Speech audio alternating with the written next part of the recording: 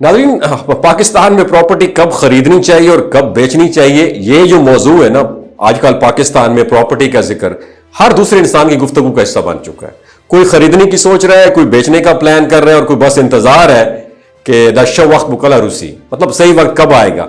लेकिन हकीकत यह है कि प्रॉपर्टी में कामयाबी किस्मत से नहीं, सही वक्त समझदारी और प्लानिंग से आती है। अगर आप बगैर सोचे समझे फैसला करेंगे ना, तो फायदे की जगह क्या होगा, नुकसान उठाना पड़ेगा।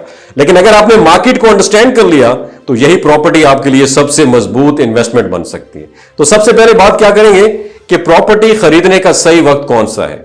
अक्सर लोग समझते हैं जब मार्केट तेजी पर हो तो खरीदना चाहिए, लेकिन हकीकत तो बिल्कुल इसके बरक्स है ना मेरी जान। ये जो समझदार इन्वेस्टर्स होते हैं ना, ये हमेशा उस वक्त खरीदते हैं जब मार्केट में डिमांड कम हो और सप्लाई ज्यादा हो।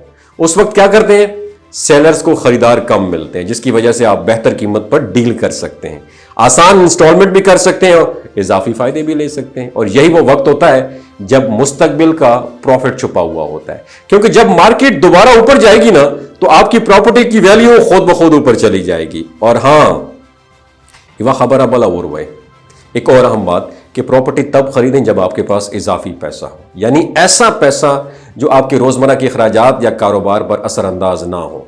क्योंकि बहुत सारे लोग कर्ज लेकर या अपनी जरूरियात कुर्बान करके प्रॉपर्टी में आ जाते हैं, जो बाद में तो उनके लिए परेशानी का बायस बन जाती है। इसलिए हमेशा अपनी फाइनेंशियल प्लानिंग मजबूत रखें, वाजे रखें और सिर्फ उसी रकम को इन्वेस्ट करना है जिसे आप कुछ वक्त के लिए होल्ड ऑन कर सकते हैं। तो अब बात करते हैं प्रॉपर्टी बेचने की।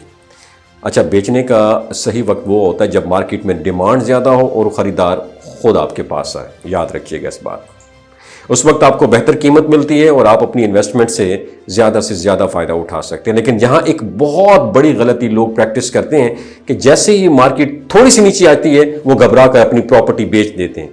तो ये सबसे नुकसानदेह फैसला होता है, क्योंकि प्रॉपर्टी एक लॉन्ग टर्म गेम है, इसमें सब्र सबसे बड़ी ताकत है।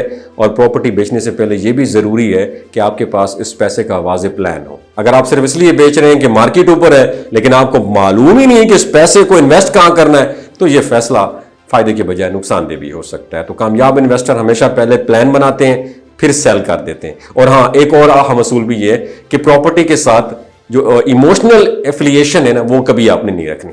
बहुत सारे लोग अपनी जमीन या अपने घर को दिल से लगा लेते हैं, जिसकी वजह से वो सही वक्त पर बेच नहीं पाते या गलत वक्त पर खरीद लेते हैं। याद रखिए, प्रॉपर्टी एक एसेट है, कोई जज्बाती चीज नहीं है। याद रखिएगा, इसे हमेशा बिजनेस माइंड से देखना है, ना कि जज्बात के साथ। तो अगर आप वाकई कामयाब होना चाहते हैं तो एक बेहतरीन स्ट्रैटेजी ये है कि पहले अपना कोई मुस्तकिल बिजनेस या आमदन सोर्स बनाएं। जब आपकी जो इनकम है वो स्टेबल हो जाए तो उसमें से बचत निकालकर आपने प्रॉपर्टी में इन्वेस्ट कर देनी। इस तरह आप पर प्रेशर भी नहीं पड़ेगा और आप अपनी प्रॉपर्टी को वक्त भी दे सकेंगे ताकि उसकी वैल्यू बढ़े।